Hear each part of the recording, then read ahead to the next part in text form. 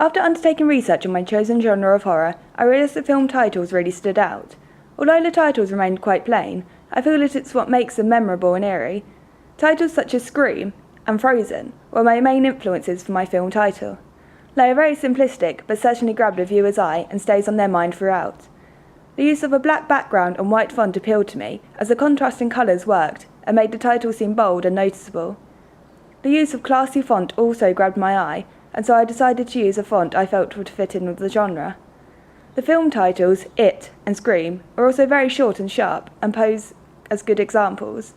The film titles don't reveal any plot, but remain an enigma code on their own. The bluntness of the titles are meant to be chilling and put you on edge. The fact that no plot is revealed leaves room for the imagination of the audience to flow and wander. So, as you can see, I feel my titles are a typical convention of a horror film, and is a main cause of enigma codes and fear.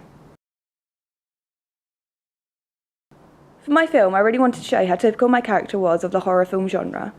The main characters in most horror films are innocent and naive young women, often blonde and unaware of danger too. It became ever more important to me for the mise-en-scene to show this too. Seeing as the girl Rose is getting ready for a night in with her boyfriend Matt, I use props such as jewellery and candles to set the scene and mood of the film. I also use the striking of the match and the lighting from the candle to set the mise-en-scene for the audience. I felt the costume and props could be used to portray her innocence further, so I decided my main character Rose would be wearing a silver dress as her costume. A dress is particularly feminine and conveys innocence well. The use of the wedding dress was a device used to show the audience that the girl was expecting in her future. It helps the audience to sympathise with the main character and also give them a false sense of hope. The most important prop to me was the mirror at the very end of my opening sequence. It's a clear indicator to the audience that it is indeed a horror film and shown by the rise of events. Also, the ending with the mirror creates enigma codes and leaves the film on a cliffhanger. In my opening sequence, I have incorporated several continuity techniques including match and action, eyeline match and 180-degree rule. Using the techniques I have learnt during my preliminary task, it became obvious that I needed to incorporate them in my opening sequence. Match and action was a favourite in horror films such as It, when we see the young girl on her tricycle. The fast pace of horror films needs match and action to appear fluid and jumpy. I chose to use this technique to create the same effect. Also, close-up shots are very popular in horror films to focus in on the main props that needed the audience's attention. A good example would be in Scream with a close-up of the ringing phone. I used close-ups in my opening to set the scene with the candles and the matches. These two things often relate to danger, and I wanted the audience to really feel that the grasp of the plot via the mise-en-scene. I also used a close-up to focus on the main character's face at the end, so the audience can sense their fear and react appropriately.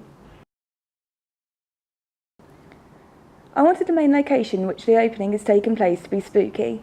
In the ring we see an establishing shot of the house at the very beginning of the film. I took inspiration from this and decided to use the same idea. Darkness and the rain are typical of horror films, so I decided I would follow suit. The shot of the house, silhouetted in the establishing shot, introduces the genre of horror instantly, as well as setting up the location for the audience. Next, we see a candle being lit. The lighting from the candle also suggests the horror genre and sets the mise-en-scene. When we see a fuller picture of the bedroom, we get the idea that Rose is very girly, which also shows how innocent and naive she could be. The setting helps to introduce and understand the character, making it a very important feature.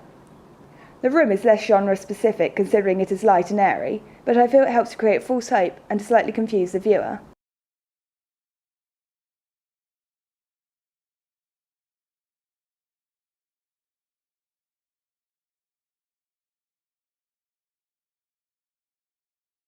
We are introduced to Rose nearly instantly.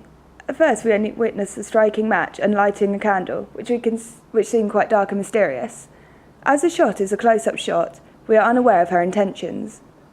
As soon as the shot changes over and we hear the door slam shut, we hear Rose call out for her boyfriend Matt. Straight away from this, we can get a sense of what she is like as a person. We can tell she isn't very independent or confident. She gets scared easily and needs help. She comes across naive, which is typical in a horror film character. We meet her very early on. I wanted the audience to create a relationship with her and almost become attached to her so they can feel for her more easily.